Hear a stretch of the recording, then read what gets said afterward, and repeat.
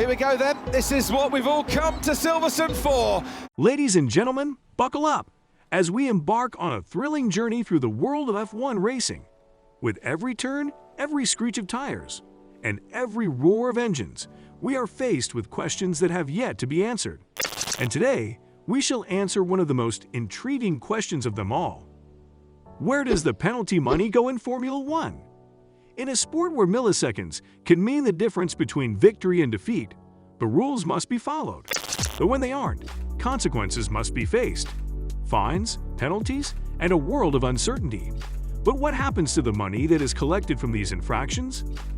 Join us as we delve into the depths of Formula One and uncover the mystery behind the penalty money. A journey that will take us from the racetrack to the boardrooms of motorsport organizations and to the charitable foundations that work tirelessly to make a difference in the world. Don't forget to like, share, and subscribe to stay up to date on all things Formula One. Let's get started. The thrill of the race is not the only drama we witness on the track. Every so often, a driver or team may incur a fine for breaking regulations in some way. And when they do, they'll be faced with the daunting task of paying up. Now, you may be wondering, just how much can these fines be? Well, it varies, depending on the nature of the infraction. The FIA, the governing body of Formula One, can issue fines anywhere from €5,000 to a staggering €250,000. And let's not forget, the responsibility for these fines falls on the driver's team. Most teams will simply deduct the amount from the driver's paycheck, but there's a catch. The fine must be paid within 48 hours, or else the team risks being kicked out of the championship until the debt is settled. And trust us, the financial burden of missing a race will be far greater than just paying the fine on time. Now there is the option to appeal the ruling, but that could set you back even further, up to €6,000. Take the case of Max Verstappen in 2021. He was fined €50,000 for touching Lewis Hamilton's back wing. According to the International Sporting Code, this is a no-no, and Verstappen had to foot the bill himself. The stewards of Formula One hold the power to impose hefty fines on drivers, reaching up to €250,000. But what happens when the fines are imposed on teams? That's when the penalties can truly soar. The record-breaking fine of $100 million levied against McLaren in 2007 stands as one of the biggest controversies in the history of Formula One. This fine, known as the Spygate scandal, was the result of McLaren's chief designer gaining access to confidential information about Ferrari cars through McLaren's chief mechanic at Ferrari. Even though the FIA's investigation showed that the McLaren car had not been changed in any way to use confidential information, both Coughlin and Stepney were fired from their teams.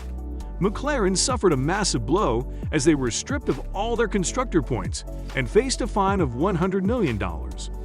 However, amidst the scandal, Lewis Hamilton and Fernando Alonso, who were both in their first F1 season, were allowed to keep their driver's points. Despite being the front runners at the time, it was Kimi Räikkönen who would go on to claim the 2007 Drivers' Championship. So where does the money from the Formula One fines go? When the FIA gives fines in Formula One, the money goes to the FIA Foundation.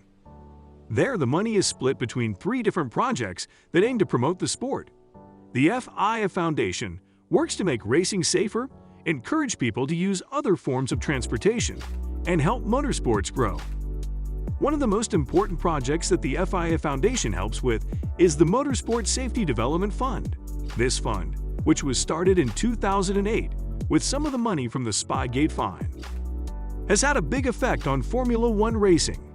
A significant portion of the fund goes towards improving the safety of the races, such as by upgrading the crash barriers and debris fences along the edges of the track. The fund also helps improve the safety of Formula One cars by simulating what happens when they crash. This fund also pays for F1 marshals to get training, which is good for the sport as a whole. Even if you don't work at the highest level of racing, you can get help paying for medical school if you work in the motorsports industry from the bottom to the top. The fines collected from Formula One teams and drivers are not just simply handed over to the FIA. They are put to good use through the FIA Foundation's 3 funds. For example, The Mobility Development Fund works to improve transportation options and make roads safer, both on and off the racetrack. This fund has supported a wide range of projects, from encouraging kids to wear helmets when riding their bikes to school to providing low-income families with donated child safety seats. On the other hand, the Fund for the Advancement of Sport has a more sporting focus. It was started in 2014 and gives money to racing organizations around the world so they can host events and get more people interested in the sport. With its help, Formula 4 races between the USA and Australia have been organized, and grassroots motorsport in America has been boosted, making racing more accessible to newcomers and helping to grow participation in the sport. Because of this, the number of people who watch Formula 1 has been steadily growing over the past few years. In 2022, when the Las Vegas Street Circuit joins the F1 schedule, this growth is expected to continue. In 2008, a portion of the FIA's share of the punishment for Spygate was used to start the Motorsport Safety Development Fund. This fund is used to make racing safer by making safer cars and teaching F1 marshals how to do their jobs.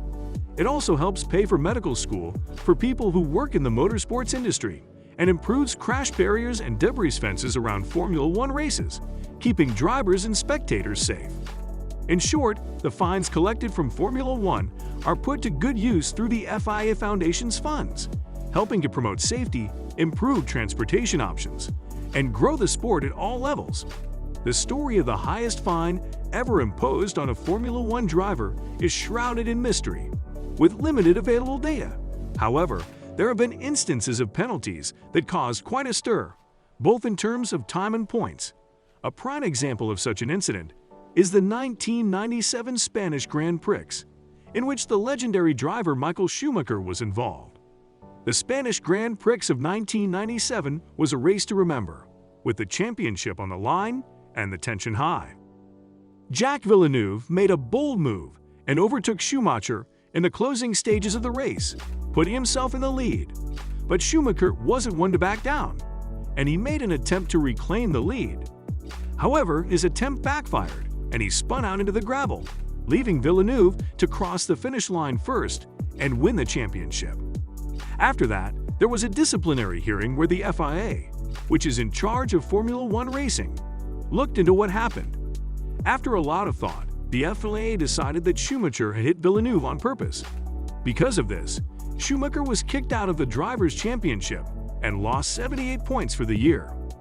This was a huge blow to the famous driver's reputation and legacy, as he was kicked out of the championship and lost all of his points. In the world of motorsports, there are some drivers who have gained notoriety for their repeated violations and fines.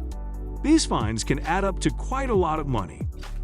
In the last 10 years, the best driver was a retired Venezuelan driver named Pastor Maldonado.